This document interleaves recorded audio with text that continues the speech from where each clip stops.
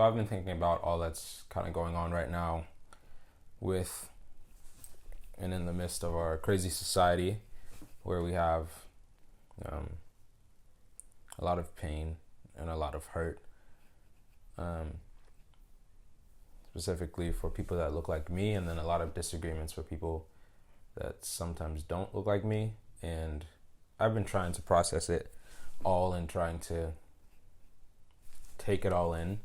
And I think there's this pressure sometimes to always have to have an answer, especially just being a black person. I feel this pressure, and then being a Christian, I feel this pressure to have like an answer to what's going on, and to pick a side. And there's so many people that's like, oh, you need to do like pick this side and pick that side. And honestly, like, it's been really taking me off course because I understand that I understand the hurt, and I don't really know what the answer is, like, especially between everything that's going on in Minneapolis and like these crazy things that are happening. It's like I can't just completely dismiss that, oh, this is completely wrong. But at the same time, it's like I don't know what the answer is.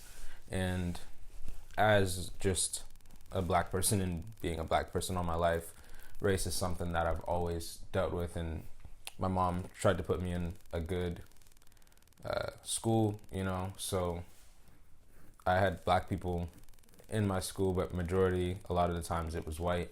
And the black people I would be with were just my friends or people that I hung out with, or my cousins or family members and stuff like that. And so I always kind of dealt with subtle racism, like where I'd be in class and they just start making jokes about my features and jokes about, the way that I look, big lips, nose, just things that I just was like, okay, this is just something that they're talking about. I don't think this really has to do with me as a person. They're just making fun of my features, I guess, and I didn't really understand it is racism.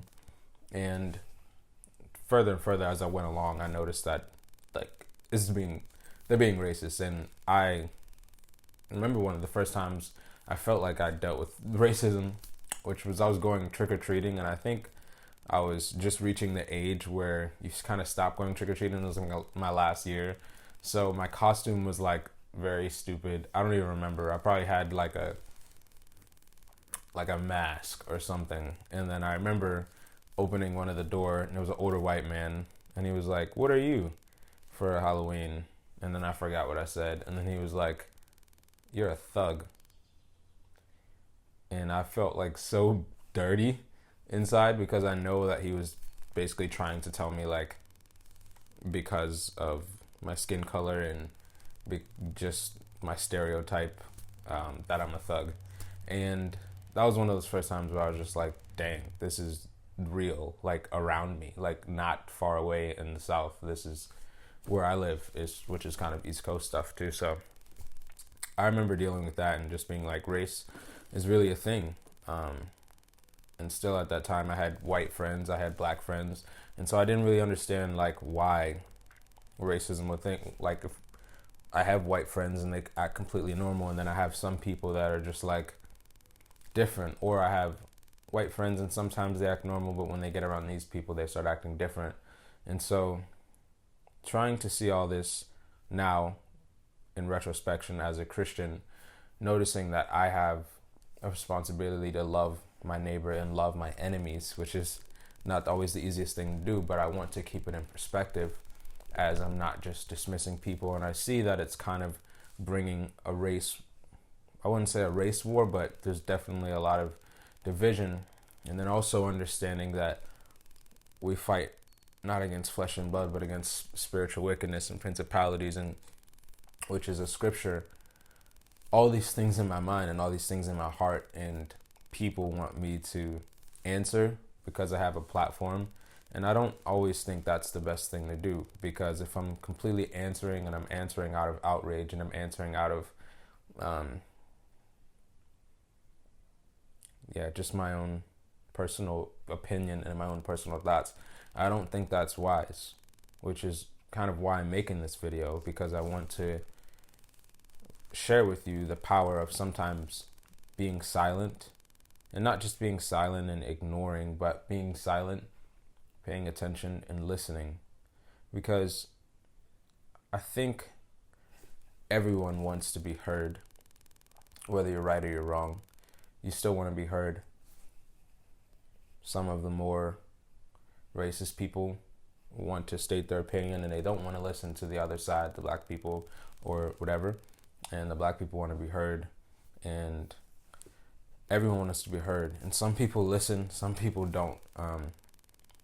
But I think as a Christian, at least what I'm trying to do is not be so quick to give my opinion, but to listen. And I don't want this to get misconstrued. I'm black. I'm going to say that again, just so you guys don't get it twisted.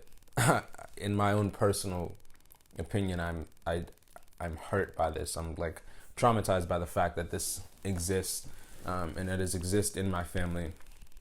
But as a Christian, and as even raised in Christian society, there's still things that I'm trying to learn, and how to be a healthy human being, how to walk this out, and how to not have baggage and hatred in my heart. So it's a lot to think about, but I don't think we should feel pressured to immediately answer. We should be looking for ways to help, and we should be, more importantly, praying and asking God how he can use us in being led by his Spirit. And that's kind of some thoughts I had on it so far.